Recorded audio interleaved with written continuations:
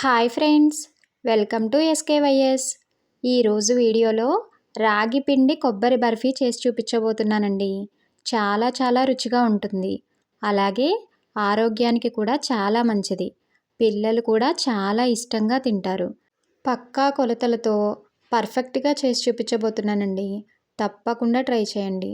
నోట్లో పెట్టుకుంటే వెన్నెలా కరిగిపోతుంది అంతే. ఇంకా ఆలస్యం చేయకుండా ఎలా చేయాలో చూసేద్దాం. ముందుగా ఒక ప్లేట్ తీసుకుని ఒక స్పూన్ నెయ్యి వేసుకుని ప్లేట్ అంతా అప్లై చేసుకుని పక్కన పెట్టుకోవాలి. తర్వాత ఒక గిన్నెలో బెల్లం తీసుకోవాలి. నేను 1 కప్పు రాగి పిండి, 1 కప్పు కొబ్బరి తురుము తీసుకున్నాను కాబట్టి 2 కప్పుల బెల్లం వేసుకుంటున్నాను. రాగి పిండి కొబ్బరి తురుము ఎంతైతే తీసుకుంటామో దానికి ఈక్వల్గా బెల్లం తీసుకోవాలి. ఆ బెల్లాన్ని ఒక గిన్నెలో వేసుకుని 2 కప్పుల బెల్లానికి 2 కప్పుల వాటర్ వేసుకుని స్టవ్ మీద పెట్టుకుని బెల్లం పూర్తిగా కరగనివ్వాలి. బెల్లం కరిగితే సరిపోతుంది, పాకం ఏమీ రానవసరం లేదు. ఆ కరిగిన బెల్లం పక్కన పెట్టుకుని స్టవ్ మీద ప్యాన్ పెట్టి 2 స్పూన్ల నెయ్యి వేసుకుని నెయ్యి కాగిన తర్వాత డ్రై ఫ్రూట్స్ వేయించుకోవాలి. ఇష్టమున్నవారు వేసుకోవచ్చు, లేకపోతే స్కిప్ చేసేయచ్చు. డ్రై ఫ్రూట్స్ బాగా వేగిన తర్వాత వాటిని ఒక గిన్నెలోకి తీసుకుని పక్కన పెట్టుకోవాలి. నేను జీడిపప్పు, బాదం తీసుకున్నాను. మీకు ఇష్టమైన ఏ డ్రై ఫ్రూట్స్ అయినా తీసుకోవచ్చు. తర్వాత అదే ప్యాన్లో ఇంకొంచెం నెయ్యి వేసుకొని నెయ్యి కాగిన తర్వాత 3 to 4 టేబుల్ స్పూన్స్ ఉప్మా రవ్వను తీసుకుని వేయించుకోవాలి.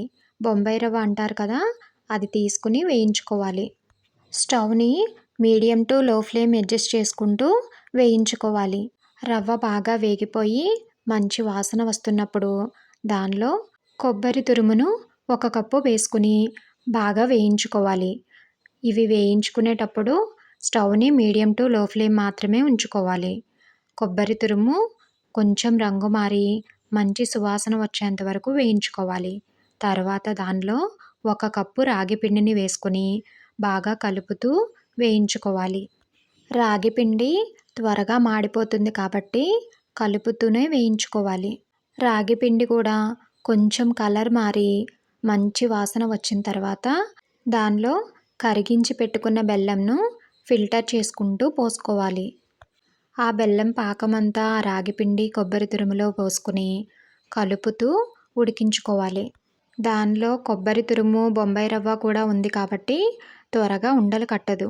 నెమ్మదిగా కలుపుకుంటూ పాకమంతా ఆ మిశ్రమంలో కలిసేలా కలుపుకొని ఉడికించుకోవాలి. కలుపుతూనే ఉడికించుకోవాలి, లేకపోతే అడుగు పట్టేస్తుంది కాబట్టి కలుపుతూనే ఉడికించుకోవాలి. అలా ఉడికించుకుంటున్న కొద్దీ ఆ మిశ్రమం అంతా దగ్గరకు అవుతుంది. అప్పుడు దానిలో కొంచెం యాలకుల పొడి, ముందుగా వేయించుకున్న డ్రై ఫ్రూట్స్, అలాగే 2 స్పూన్ల నెయ్యి కూడా వేసుకుని బాగా కలుపుతూ ఆ మిశ్రమం అంతా బాగా దగ్గరకు అయ్యి ప్యాన్ని వదిలేంత వరకు ఉడికించుకోవాలి.